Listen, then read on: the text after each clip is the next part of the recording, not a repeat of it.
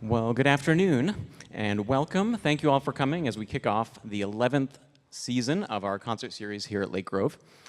I wanted to let you know there will be a short reception afterwards, right there in the gathering area, so please plan to stick around for that. There will be sign-up sheets for our mailing list so you can hear about upcoming concerts. And I think you also have a concert series brochure right in your program, so you can take that home and put all those dates on your calendar and know when to come back. For the program today, this summer, around the time I was starting to think about what music to play, I was also doing a little reorganizing project in the music office. As an organist, you collect lots and lots of organ music that gets donated over the years or that you bought in school. And as I was debating putting things back on the shelves, a lot of the books I've been carrying around for 20 or 25 years and hadn't gotten around to learning a piece yet, and I'm not getting any younger, so I decided if I'm going to put it on the shelf, I'm going to learn something this summer. So a lot of the pieces on the program today are ones like that. So this Bach piece, I think my parents probably bought me that book back in high school, so they finally are getting a little return on their investment there with that one. The next two pieces, I'm also mixing in brand new composers. One of the things I love about finding music today is how accessible it is to be a composer. If you go to YouTube and post your music up there and have your own little web store, people can find your music, as opposed to in Bach's day when you had to work for the king or someone in a really powerful position to be able to have your music published and for us to know about it today. So I'm excited to share these next couple of pieces. By David Hicken is the first one. It's a piece called The Quest. Now, this is a side note there's a few young people here who got coloring sheets on the way in, and there's a bunch of images on there, and these are all images that have popped into my head as I've been practicing the music for this concert, because I think many of the pieces, even though they don't have a specific story behind them, they sound like they're telling a story. So I put some images about the story that I think it's telling, and if you're coloring, you can decide which ones you think they go with and let me know afterwards. And if you don't have a coloring sheet, you can just come up with your own story and tell me that afterwards, or go get one. There's, I think, more. So anyway, I will move on to the piano and the next two pieces.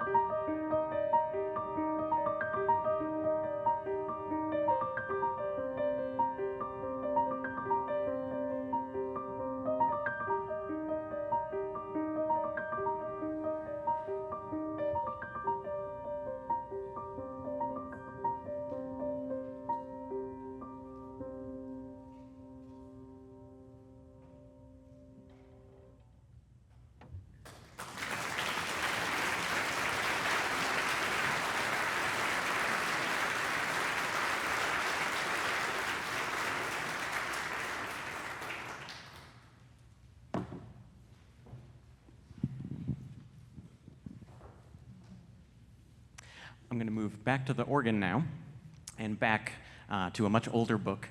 This is another one I've carried around since college.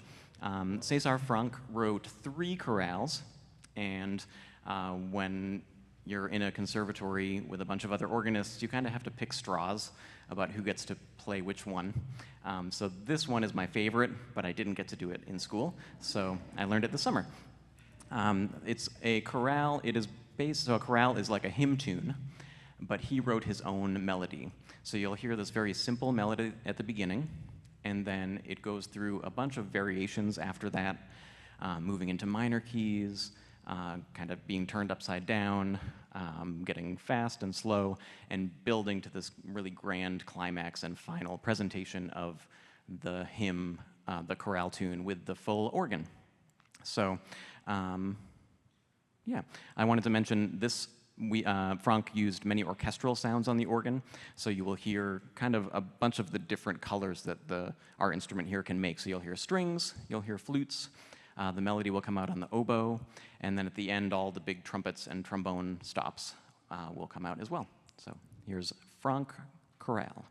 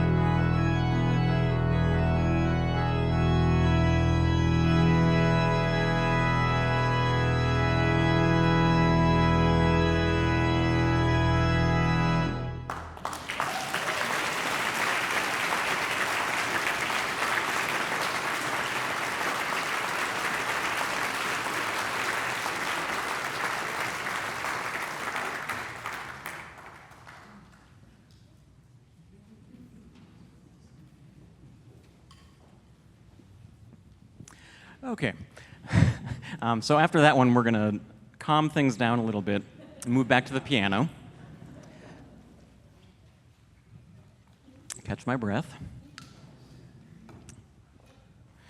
So I think it was a few weeks ago now when I was practicing in here during the week, a choir member walked through, as they often do, heading to get music, because they're all really good practicers. But he stopped me and said, "You must have the most beautiful office in the metro area." And, it was a sunny day, and the light was streaming through the windows, and he was right. I think we call this room a sanctuary, and I think that's very apt. This piece I picked to kind of evoke that feeling for all of us. As I was working on things this summer, you've all been reading the same news that I have, and being in this space and playing music like this, I think is a good thing. So this is a piece by Hans-Andre Stamm, who's one of my favorite composers. I think he's probably had a piece on every series that we've done every year, a different one. This is different from a lot of the pieces of his that I've played. He likes kind of folk dance styles, and this is more just a really beautiful melody played simply. So I hope you enjoy it.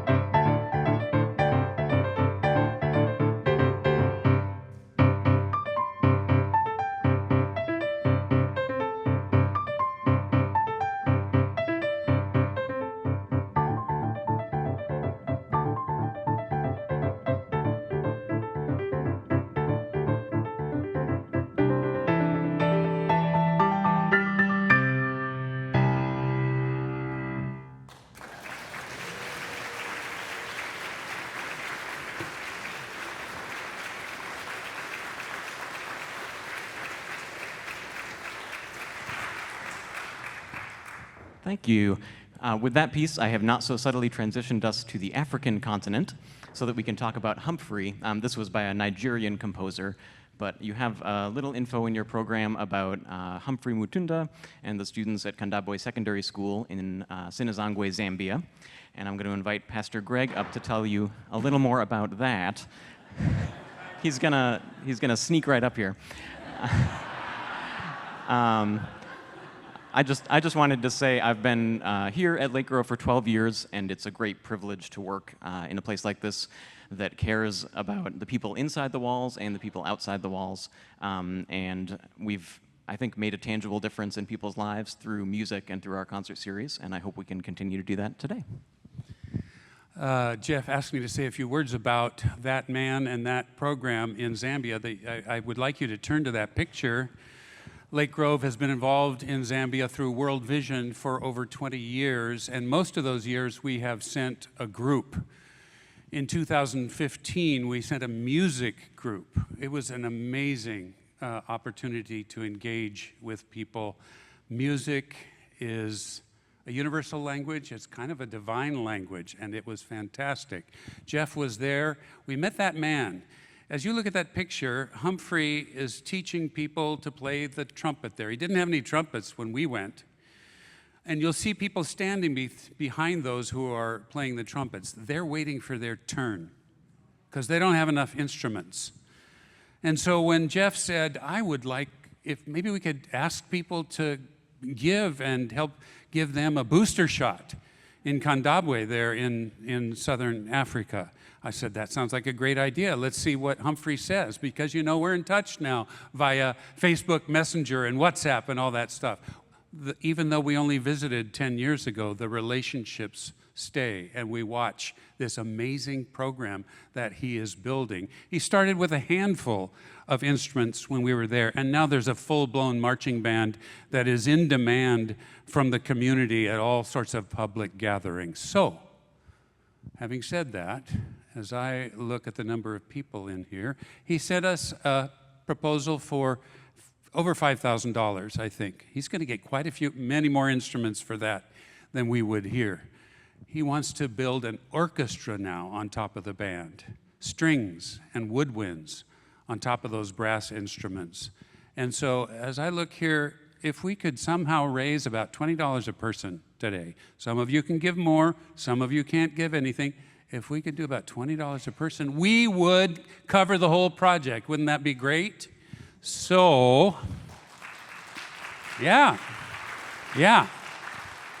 I'm very thankful to you for having caught that vision. When we send the money, it will be in honor of this great musician. And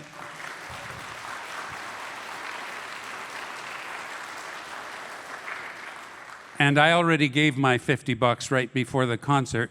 What will you do? Thank you, Greg.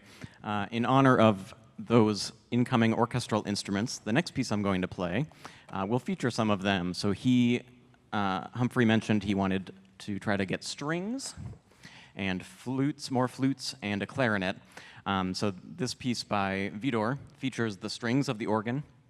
It features the flutes of the organ, and we don't have a clarinet, but we have an oboe, which sounds pretty close, so you'll hear that as well.